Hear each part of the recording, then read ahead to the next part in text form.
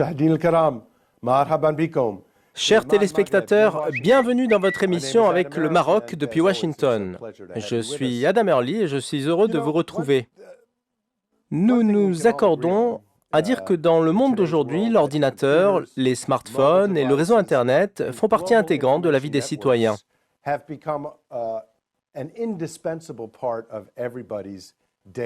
En tant qu'individus, nous en avons besoin pour communiquer entre nous. L'environnement des affaires en a aussi besoin pour fluidifier les flux de marchandises et de capitaux. Le gouvernement s'appuie également sur ces outils dans la gestion des armées, du budget, de la sécurisation des frontières, du paiement des pensions de retraite et de l'organisation des élections, sans oublier de l'offre en éducation et en soins de santé.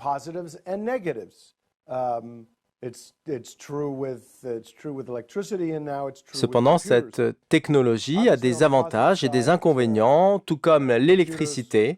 Parmi les aspects positifs, l'ordinateur, les smartphones et les réseaux d'information ont rendu la vie plus facile. Il n'est pas exagéré de comparer le réseau Internet à la presse écrite au XIVe siècle ou aux voitures du début du XXe siècle, ou encore aux moteurs à vapeur durant le XIXe siècle. Toutes ces technologies ont permis à la civilisation de progresser vers quelque chose de meilleur. Mais il est possible que les gouvernements et les institutions n'utilisent pas correctement les technologies de l'information. À titre d'exemple, les pirates peuvent extorquer les entreprises, où qu'elles soient, et extorquer même des villes entières. Certains gouvernements ennemis utilisent les réseaux d'information pour s'ingérer dans les élections d'autres pays. Les groupes terroristes sont devenus experts dans l'utilisation des réseaux sociaux et d'Internet pour embrigader et motiver les extrémistes.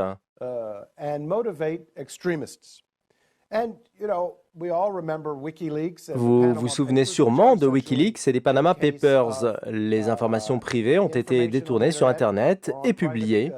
Dans cet épisode, nous allons discuter du danger que représentent les nouvelles technologies pour notre sécurité, non seulement en tant qu'individu, mais aussi pour les gouvernements et la communauté internationale.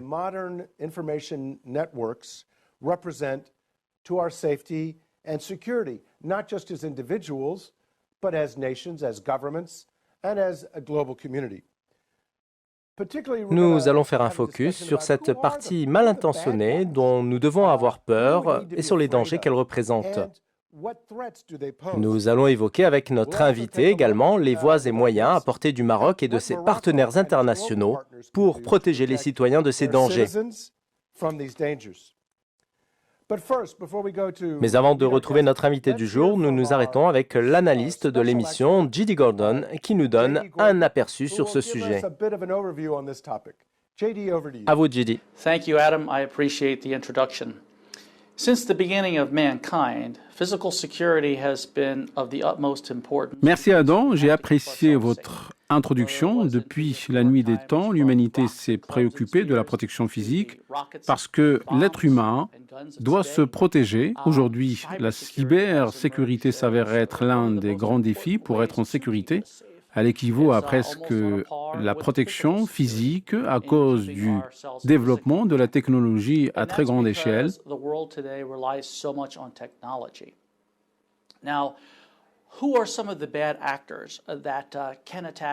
Qui sont donc les acteurs malveillants dans les cyberattaques? Bien entendu, il s'agit des experts qui prennent le contrôle des ordinateurs personnels et développent des virus. Ce sont aussi les membres des groupes terroristes qui sèment le chaos et la terreur à travers le réseau Internet.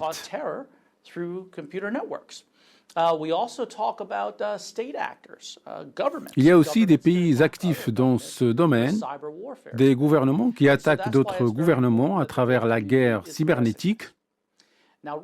C'est pour cela qu'il est important que la communauté internationale prenne à bras-le-corps ce problème. Dernièrement, le Maroc a participé à ce qu'on a appelé le projet de Varsovie pour la cybersécurité. C'était sous forme de conférence ministérielle à Séoul, en Corée du Sud, organisée les 7 et 8 octobre sous le parrainage des États-Unis, de la Pologne et de la Corée du Sud. 46 pays ont pris part à cette conférence. Un communiqué final a été publié à l'issue de cette conférence. Je vous lis un message de ce communiqué. Le développement rapide d'Internet et des technologies d'information ont créé une évolution pour l'économie mondiale, mais cela a engendré de nouveaux dangers pour la paix et la sécurité mondiale. Il y a une activité déstabilisatrice plus importante dans le monde virtuel, impactant le monde entier, y compris le Moyen-Orient.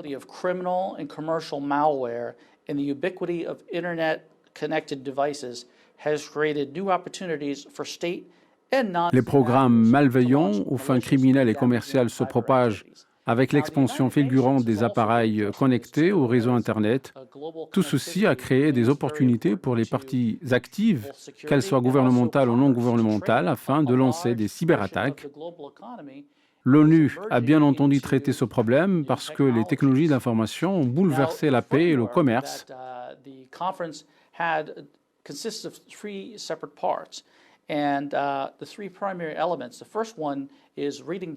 Le cadre général de la conférence de Séoul a été scindé en 3 parties. Premièrement, l'affirmation que les lois internationales doivent s'appliquer aux États et à leurs activités cybernétiques. Deuxièmement, le respect des règles non contraignantes pour les activités des pays en temps de paix. Troisièmement, la consolidation de la confiance pour faire face aux dangers cybernétiques.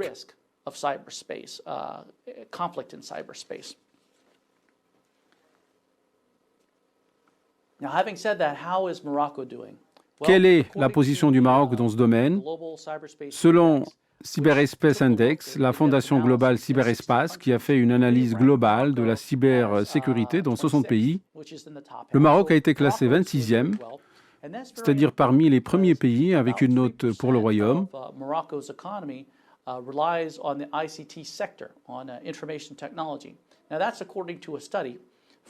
C'est un point important parce que 3% de l'économie marocaine repose sur le secteur des technologies de l'information. And in that study, they also said as of 2017, about 58% of Moroccans have internet access. Now that is up from 14% just about 10 years ago. So it's a dramatic escalation. Une étude démontre que depuis 2017, 58% des Marocains sont connectés au réseau Internet, contre 14%, disons auparavant. Ce nombre peut avoir augmenté aujourd'hui. Partant de là, le gouvernement marocain s'appuie sur la cybersécurité, tout comme les entreprises privées, pour faire face aux logiciels malveillants.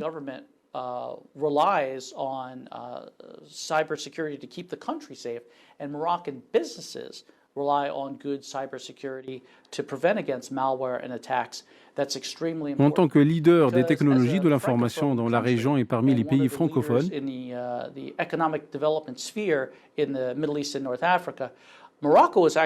le Maroc compte des centres d'appel internationaux parmi les plus grands du Moyen-Orient et d'Afrique du Nord. Le Royaume abrite aussi les sièges de grandes multinationales spécialisées dans les technologies de l'information, le commerce électronique et le paiement en ligne.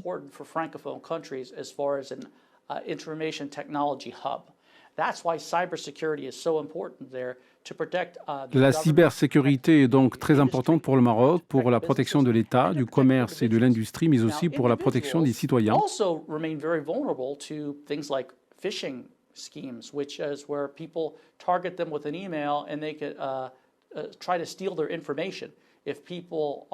Ces derniers sont la cible des attaques pour s'accaparer leurs mots de passe et leurs données personnelles. Il est donc évident, Adam, que la position du Maroc en matière de cybersécurité est rassurante et il travaille avec la communauté internationale dans ce sens.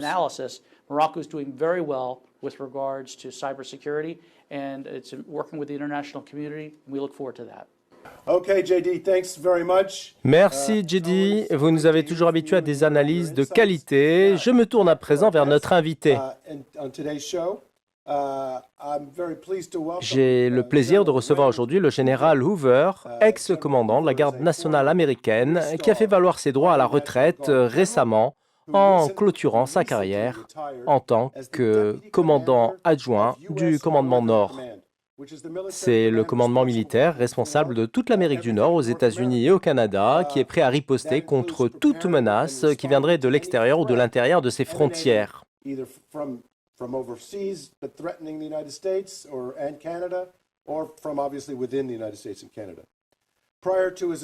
Avant d'occuper ses fonctions au sein du commandement Nord, le général Hoover a travaillé à l'agence de renseignement du Pentagone et a été directeur des renseignements à la Garde nationale.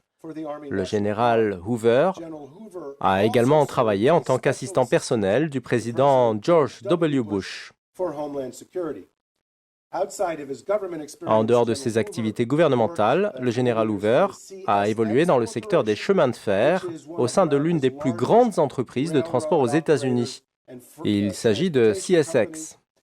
Il a exercé la fonction d'adjoint au directeur de la sécurité et de la protection des infrastructures et au sein d'une filiale de CSX spécialisée dans les affaires juridiques et la gestion des risques, dont le capital avoisine le milliard de dollars. Monsieur Hoover a occupé le poste de directeur adjoint.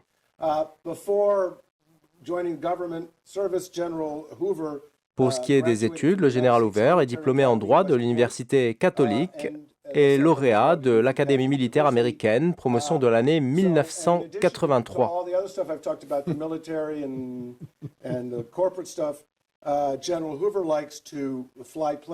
Côté vie privée, M. Hoover a plusieurs hobbies comme l'aviation, l'escalade et la plongée. Général Hoover, merci d'avoir accepté notre invitation et de vous être libéré pour parler à nos amis au Maroc d'une question partagée entre tous les pays, que ce soit le Maroc, les États-Unis, le Zimbabwe ou la Chine. Il s'agit de la question de la cybersécurité. C'est une technologie transfrontalière. Des individus installés aux Philippines peuvent par exemple mener des opérations à l'intérieur des États-Unis à travers le réseau Internet. Les frontières ne constituent pas un obstacle devant eux et tout individu est concerné par ça. Parlons tout d'abord de la sécurité des informations sur Internet.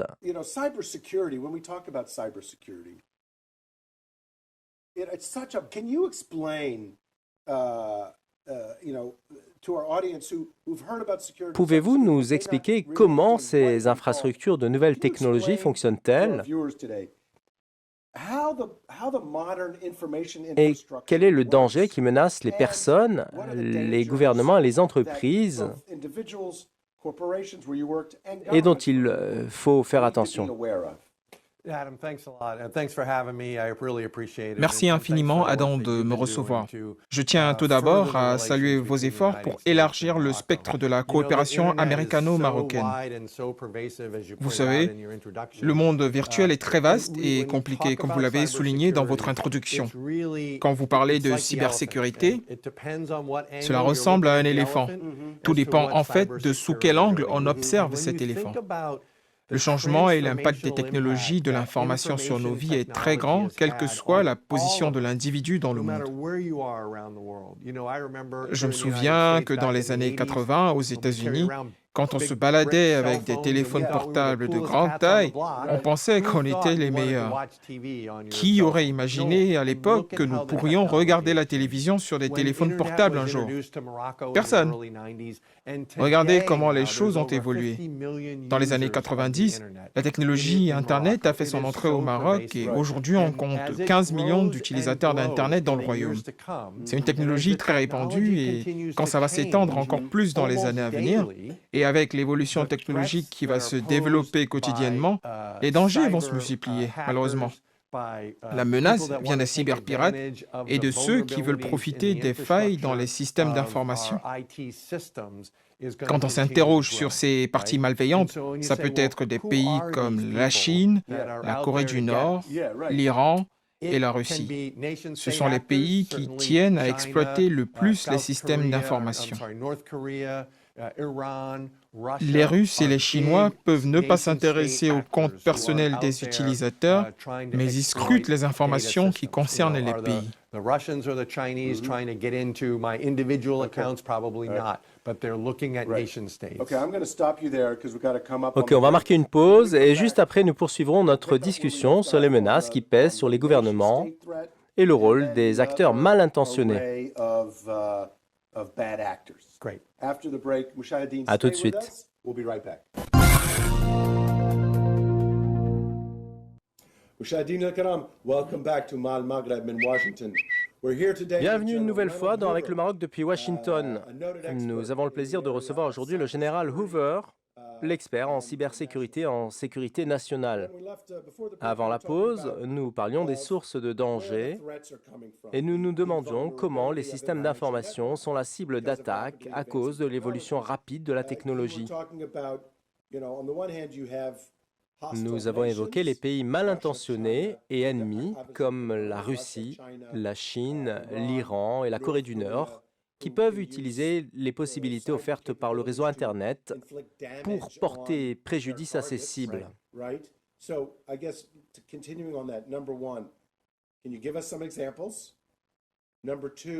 À titre d'exemple, certains cyberpirates installés quelque part dans le monde ont envoyé un virus au système d'information de la ville de Baltimore.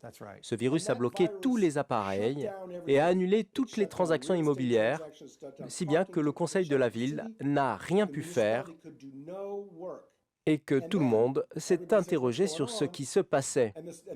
Après ce cauchemar, une lettre adressée par les cyberpirates est parvenue au maire de Baltimore. Il lui disait « Si vous voulez éliminer le virus, versez-nous $1 million. » En effet.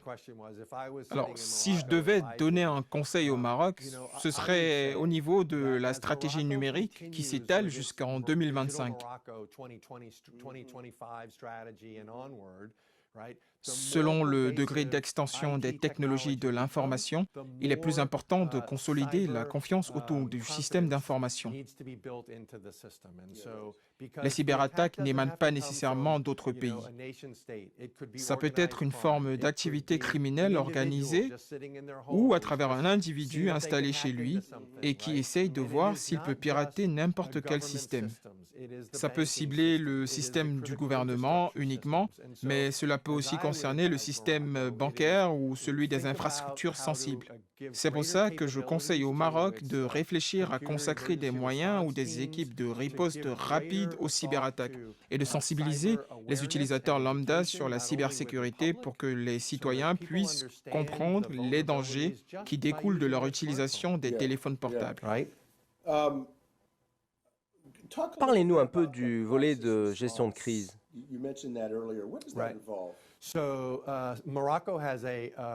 Le Maroc dispose d'une équipe de riposte rapide aux cyberattaques. Ils travaillent 24 heures sur 24 et 7 jours sur 7 pour répliquer en cas d'attaque. Ils analysent les dangers et les failles du système d'information dans le pays. Ce modèle implémenté par le Maroc est le meilleur qui soit. Il est semblable à celui des États-Unis et d'autres pays. C'est un domaine qui doit être mieux exploré et doté de plus de moyens. Bien. Passons maintenant au sujet des frontières. J'ai récemment lu un article de la presse marocaine sur l'indice mondial de la cybersécurité. C'est un indice britannique, si je ne m'abuse. Le Maroc a été classé à la 99e position sur 175 pays selon cet indice. Le Maroc occupe la 10e place dans le monde arabe, c'est-à-dire au milieu du tableau par rapport à la cybersécurité. Vous avez soutenu un rapport au Forum économique mondial qui a classé le Maroc à la 87e position, alors que certains rapports ont classé l'Algérie bien loin du Maroc.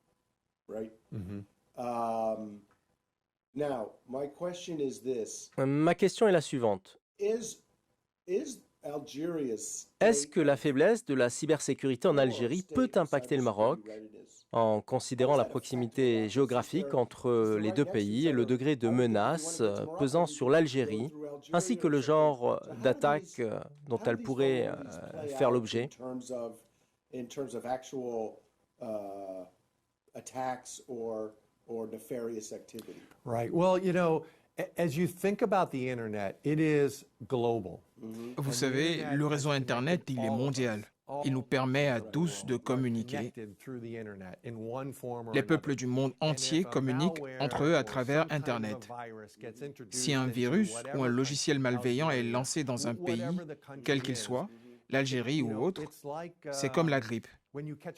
Si vous attrapez le virus, vous pouvez le transmettre à vos amis quand vous les rencontrez et ils peuvent à leur tour le transmettre à d'autres personnes. Si un virus informatique est lancé d'un pays, il est facile qu'il se propage au-delà des frontières et les infrastructures et systèmes d'information peuvent être touchés au Maroc. Le virus peut se propager dans tout le continent et même affecter l'Europe. C'est là le défi que nous devons relever quand on parle de cybersécurité.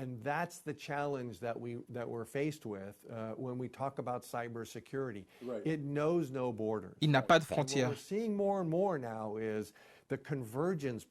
Et ce qu'on observe de plus en plus, c'est une volonté de nuire qui passe du monde virtuel au monde réel et surtout financièrement.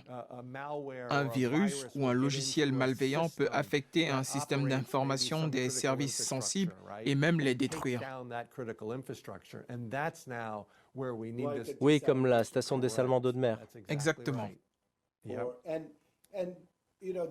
Vous avez évoqué auparavant les acteurs mal intentionnés qui peuvent être des gouvernements ennemis utilisant les réseaux d'information comme alternative à l'usage des avions, des chars, des missiles ou des drones. Cependant, toute personne peut provoquer un préjudice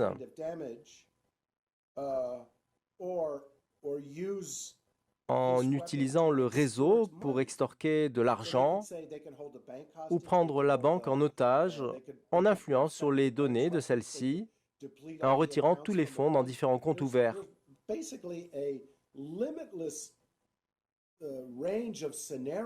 En vérité, il y a d'innombrables scénarios possibles qui peuvent surgir de n'importe où en exploitant n'importe quelle faille du système. C'est exact. Et c'est la raison pour laquelle nous observons de nombreuses cyberattaques avec demande de rançon. Les cyberpirates bloquent un système d'information sensible et demandent de l'argent pour le réactiver. Et ça a un impact énorme sur nous tous. Il y a aussi un point très délicat. Si vous êtes victime d'une cyberattaque et que vous voulez remonter à la source de l'attaque,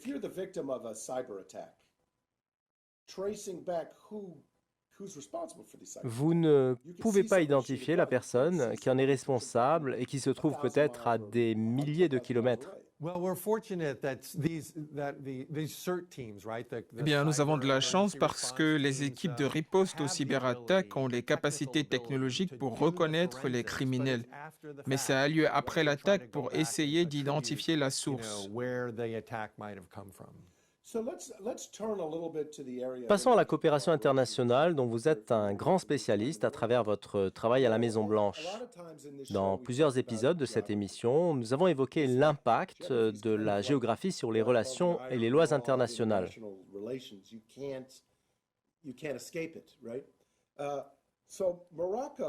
Le Maroc se situe dans une position stratégique importante entre l'Europe, l'Afrique et le Moyen-Orient. C'est l'un des plus grands investisseurs et acteurs financiers en Afrique.